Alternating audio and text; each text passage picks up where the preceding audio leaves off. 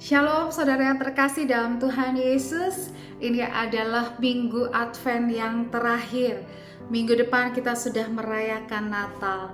Hari ini kita akan belajar firman Tuhan dengan judul The Best Gift.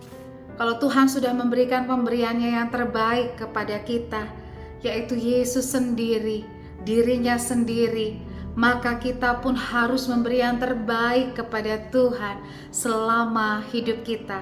Kita akan belajar dari Matius 2 ayatnya yang ke-11. Ini adalah kisah para Majus. Maka masuklah mereka ke dalam rumah itu dan melihat anak itu bersama Maria ibunya, lalu sujud menyembah dia. Mereka pun membuka tempat harta bendanya dan mempersembahkan persembahan kepadanya, yaitu emas, kemenyan, dan mur. Saudaraku, para Majus jauh-jauh berangkat dari timur sampai ke kota Bethlehem karena mereka mau menyembah raja yang baru lahir itu. Dan karena mereka tahu yang akan mereka jumpai adalah raja yang mulia, maka mereka tidak datang dengan tangan kosong. Mereka membawa persembahan. Dan persembahan mereka bukanlah persembahan yang asal-asalan, tetapi persembahan yang layak diberikan kepada raja yang mereka hormati.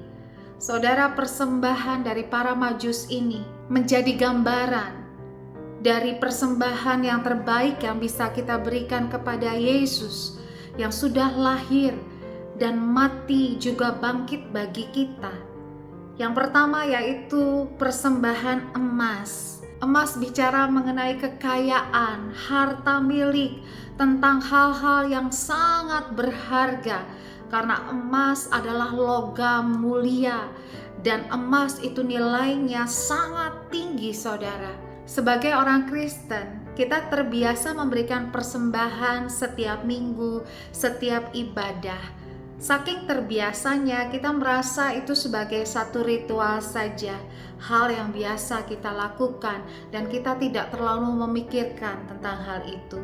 Tetapi di Natal ini kita diingatkan, biarlah setiap persembahan yang kita berikan adalah persembahan yang terbaik, persembahan yang nilainya berharga, bukan soal jumlahnya, saudara, tetapi dari ketulusan hati, dari keikhlasan hati, kita betul-betul rindu apa yang kita miliki dari berkat Tuhan, kita berikan kepada gereja, kita berikan kepada pelayanan, untuk mengambil bagian dalam kegerakan rohani yang ada. Sehingga dari berkat Tuhan yang Tuhan berikan kepada kita, ada banyak orang yang menikmatinya. Terutama gereja-gereja, hamba-hamba Tuhan itu bisa melakukan tugasnya, bisa melakukan pelayanannya dengan lebih baik. Percayalah saudara, persembahan yang terbaik dari harta kekayaanmu yang engkau berikan kepada gereja atau kepada hamba Tuhan, itu menyenangkan hati Tuhan. Karena sesungguhnya engkau tidak melakukannya untuk manusia, tetapi engkau melakukannya untuk Tuhan. Yang kedua saudara, persembahan orang Majus adalah kemenyan. Kemenyan zaman dahulu hanya dipakai untuk melangsungkan ibadah-ibadah di bait Allah. Ada wangi-wangian, ada dupa yang harum yang selalu dibakar ketika ibadah dilangsungkan. Dupa yang harum ini adalah pujian dan penyembahan yang menyenangkan hati Tuhan. Kemenyan melambangkan syukur, pujian, penyembahan, dan doa-doa kita setiap hari yang kita naikkan di hadapan Tuhan. Tuhan itu disenangkan dari pujian anak-anaknya. Tuhan disenangkan dari penyembahan anak-anaknya. Ketika engkau menyanyikan lagu rohani, bernyanyilah dengan segenap hati untuk Tuhan, untuk bersyukur, untuk memuji Dia, untuk menyembah Dia, karena Dia begitu disenangkan dengan pujian penyembahan umatnya. Bahkan dikatakan Tuhan itu bertahta di atas pujian dan penyembahan. Biarlah seluruh hidup kita, seluruh hari-hari kita diisi dengan pujian dan penyembahan.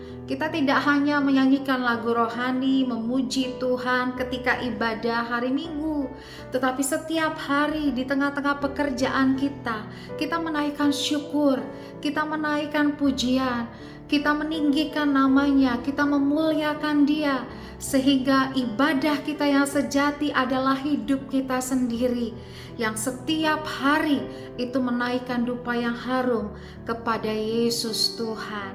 Yang ketiga, saudaraku, persembahan orang Majus adalah mur. Mur adalah satu jenis rempah-rempah yang dipakai untuk membalur jenazah. Dari persembahan ini dinyatakan bahwa Yesus yang lahir, Yesus yang turun ke dunia, Dia lahir untuk mati bagi saudara dan saya. Hal ini mengingatkan kepada kita bahwa persembahan kita yang terbaik adalah seluruh hidup kita. Seumur hidup kita, kita terus menyembah Dia. Seumur hidup kita, kita terus berpegang kepadanya.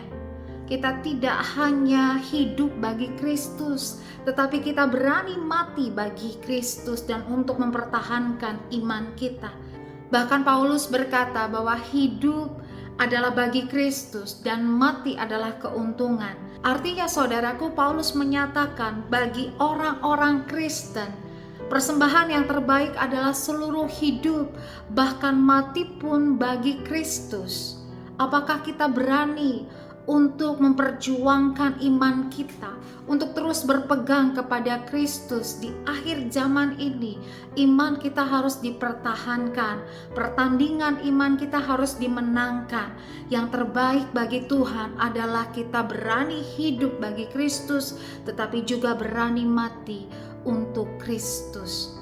Saudara, persembahan yang terbaik tidak pernah mudah untuk diberikan, tetapi hanya persembahan yang terbaik yang menyenangkan hati Tuhan. Saya berdoa Natal ini mengingatkan saudara dan saya untuk terus berjuang memberi yang terbaik bagi Yesus yang sudah memberikan dirinya untuk keselamatan kita. Selamat Hari Natal saudara, selamat menyambut tahun baru. Terus bersuka cita dan terus maju di dalam Tuhan. Tuhan Yesus memberkati.